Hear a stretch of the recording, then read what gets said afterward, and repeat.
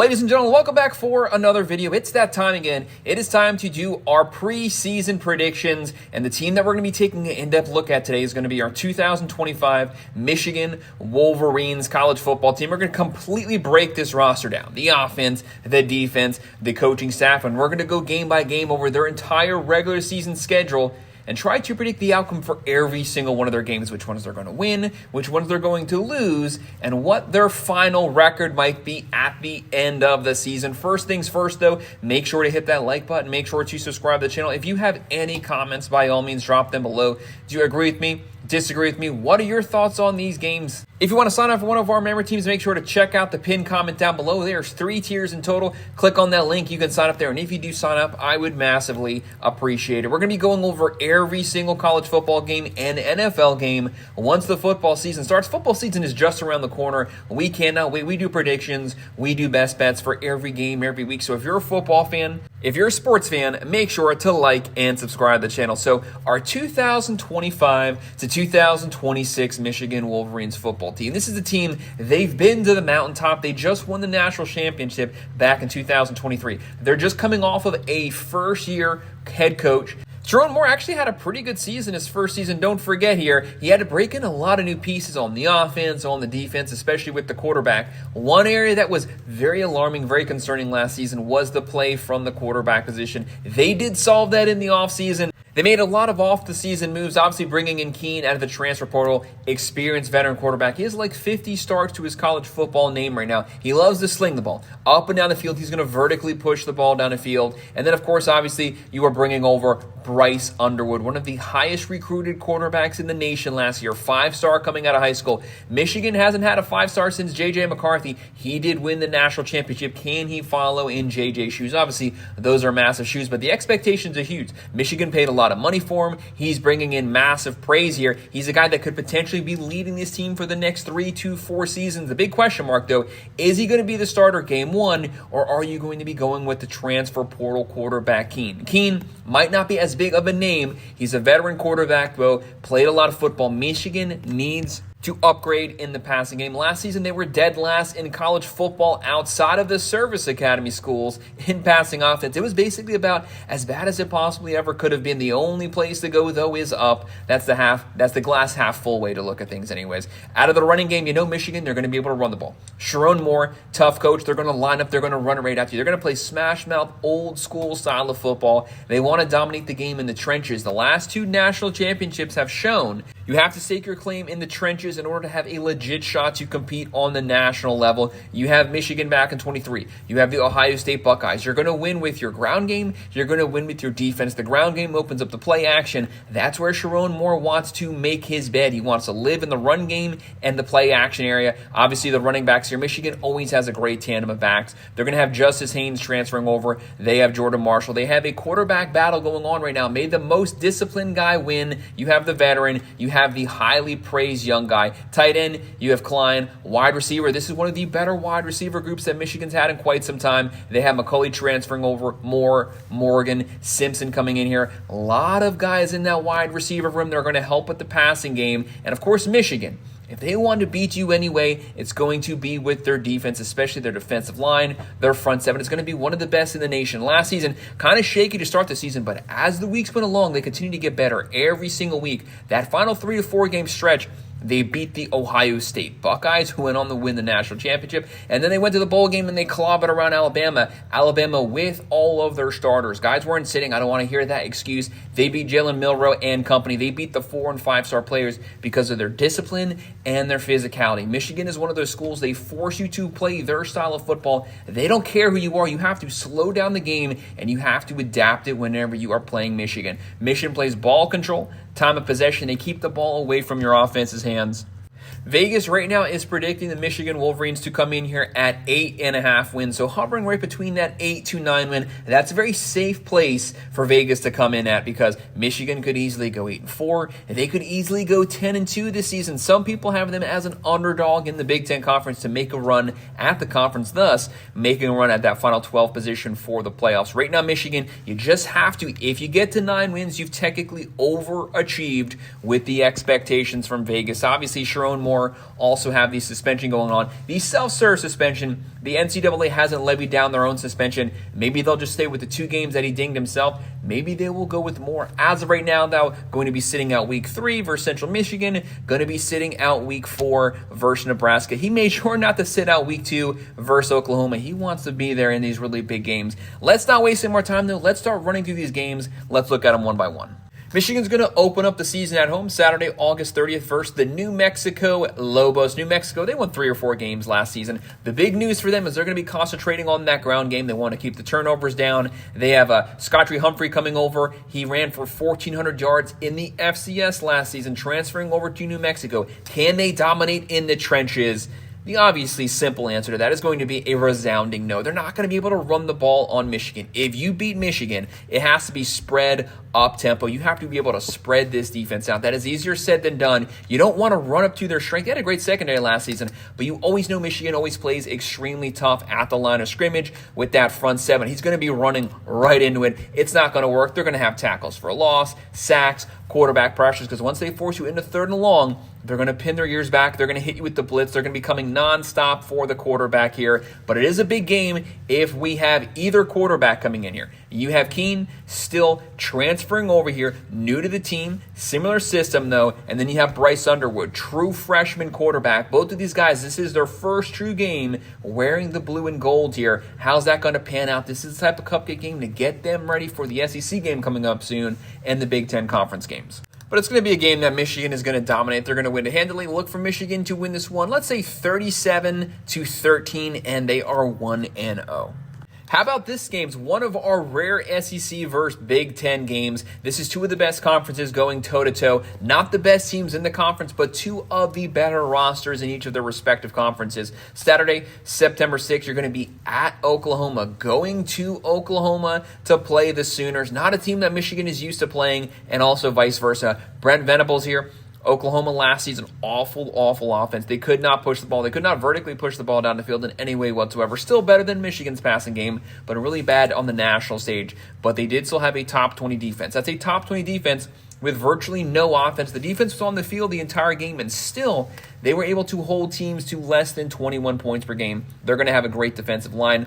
On the offensive side, Brent Venables, he went all in this season. Brent Venables is on the hot seat technically. He has to get some wins, and he has the hardest, most difficult schedule in the nation. One of the most difficult that I've ever seen in my life. They play like 7 ranked teams right now. He has Ben Arbuckle coming over from Washington State as the offense coordinator. He's going to run the up-tempo spread air raid. He has John Mateer transferring over, the number 1 quarterback out of the transfer portal. This guy can throw for 3,500 yards. He can run for 800 to 1,000 yards. He's going to adapt this offense, bring it back to the modern age. They're going to be able to score more points than they did last season, and they're still going to have an elite defense. Michigan's defense to me is going to be just as good, just as physical, but I have to go give the edge, a very slight edge here to Oklahoma because they have an experienced veteran quarterback. Michigan, if they have Bryce Underwood playing, this is going to be his first real college football game, and it's on the road at Oklahoma. Give me the Sooners to win this one in a very close physical matchup, 21-17, and Michigan is 1-1. And the next game is going to be an in-state game, Saturday, September 13th, coming back home versus Central Michigan. Central Michigan, Jim McElwain did retire. They're going to have a new head coach. That means a new scheme, new systems here. And this was not a team that had the talent, the ability to be able to compete with Michigan, especially when it comes to in the trenches. Michigan coming off of that loss, they're going to want a rebound. They're going to want a revenge game. Anything that did not work for Bryce Underwood game 2, look for them to work at that during this week of practice, and he will be ready for this game. They will dominate. They will get things back on track, get back in the win column. I have them winning this one pretty handily, 38-14, getting back in that win column, get some momentum leading up to Big Ten play, and they're now 2-1. This next team, do not sleep on this net team. You're going to have Matt Rule's Nebraska Cornhuskers Saturday, September 20th. You are going to Lincoln, Nebraska here. Tough place to play. It's going to be sold out. It's going to be rabid. The fans are going to be loud. This is a very physical Big Ten on Big Ten matchup. Starting Big Ten conference play, Matt Rule, great coach, NFL coach. He wants to win the type of game that Michigan also wants to win. These teams kind of mirror one another. It's going to come down to quarterback play on 3rd and longs. Both of these teams are going to run the ball. Both are going to have good defenses. Both are going to be disciplined. They're going to be physical. And don't forget, you had Sherrone Moore sitting out game 3. Really didn't matter. That was Central Michigan. It might matter here versus Nebraska, but Michigan is very used to their head coaches sitting out, so they're obviously not going to be worried. Nebraska also has a 5-star quarterback of their own. They have Dylan Raiola here. Kind of up and down season last year. A lot of turnovers, but he was a freshman. That was to be expected. They're going to be better this season. This could be potentially a top 25 on top 25 matchup. Michigan, they're going to be around the top 10 all throughout these first couple weeks here. Even here, with those first 2 losses here, they're probably going to be sitting at 12 or 13, still having a great season, playing a top 25 Nebraska team. I have Michigan winning a very, very close, slogging, grueling trench warfare type football game. It goes back and forth, but it's going to be decided at the line of scrimmage by the quarterback, though. The quarterback making the right calls. Could be a turnover, could be a fumble here that decides the game in the fourth quarter. Michigan wins this one 24-20, and they're 3-1, getting their first Big Ten in-conference win. And the very next game that we're going to be taking a look at Saturday, October 4th versus the Wisconsin Badgers. This is not the Wisconsin team that we've seen of old, the one that plays elite top 10 defense, the one that is top 10 every single season, rushing yards. They grind the clock out. They just run it down your throat. Luke Fickell took over, tried to go more with the air raid style of offense, something complete opposite of what the Wisconsin Badgers were used to. It was a complete, hot, messy disaster. Now he's kind of going the other way, trying to get back to Wisconsin roots. Will he be able to do so this season? Has to flip the roster. Billy Edwards probably going to be the starting quarterback here. They need to get back to that run game, the ground and pound. They actually want to play the style of football that the Michigan Wolverines are actually playing with right now, and they got to get their defense back on track. This is going to be Wisconsin, though. There is some talent on the roster, but there's going to be a talent disparity here. Michigan should be cruising at this point. Get as hot as you can at the beginning of Big Ten play so that you have a lot of momentum to carry you through the second half of the season. I think Michigan is going to own this game, particularly in the trenches. They're going to run it down their throat. They're going to ground and pound. They're going to own the physicality of the second half because the Wisconsin doesn't have the depth to compete with them at the line of scrimmage yet. Michigan wins this game probably like a 28-14, and I have them at 4-1 right now, starting to get some Big Ten wins. Now, this is going to be a game. A lot of Michigan fans are going to be saying there is zero way that Michigan can lose this game, but you have to keep your eye on this team Saturday, October 11th at USC, going all the way across the country to Los Angeles to play the Trojans, to play Lincoln Riley's team. Mayava taking over as starting quarterback to start out the season. He is a little turnover prone. We might definitely see some turnovers this game because Michigan's defensive line is going to be up in his face. The big question about USC is how good is their offensive line going to be? If it's not good, trust me, they're going to be getting shredded by the Michigan front seven. But the X factor to me is always going to be Lincoln Riley. To me, in my personal opinion, just my personal opinion, I do think he is the best offensive mind in college football currently. Whenever you have him calling your offensive plays, you always have a puncher's chance to win games. You have one of the best wide receiver cores in the nation. Lemon there. Jacoby Lane is back. You are bringing over a really good running back. You have Eli Sanders transferring over from New Mexico. He's a 1,000-yard back.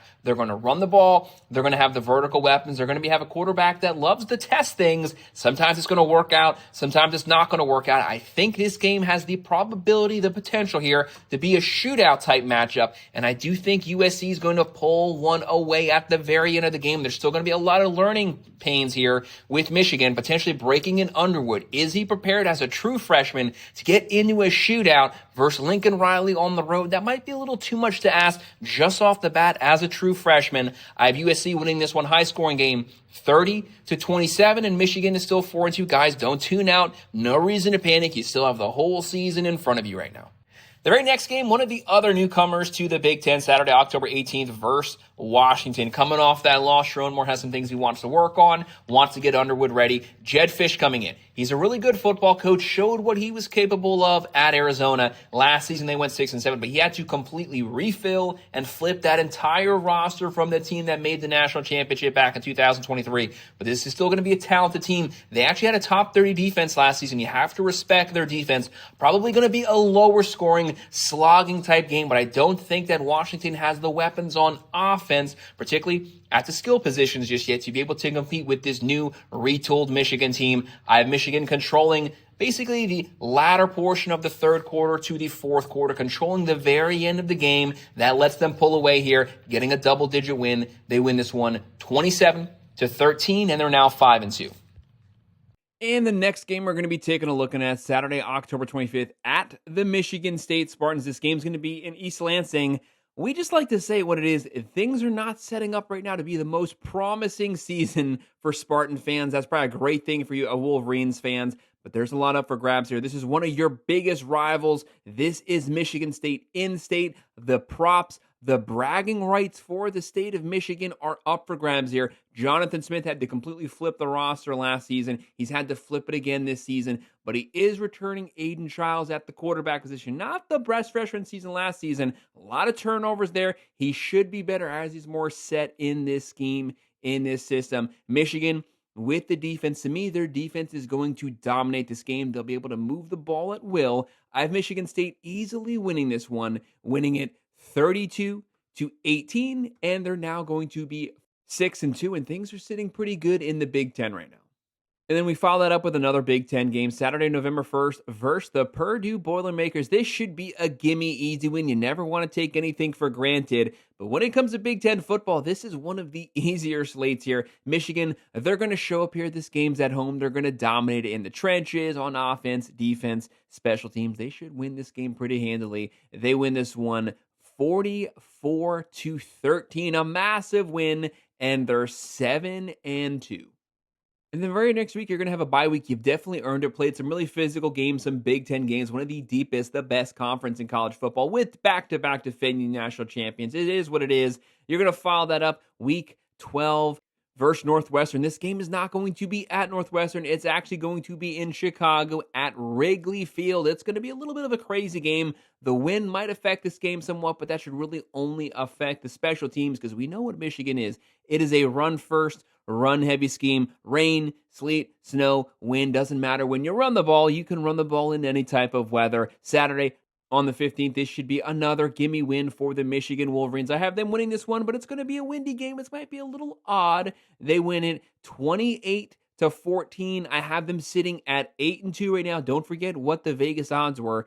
8.5 wins. They're now one win from eclipsing that, which would be an overachievement on this season. They're almost there.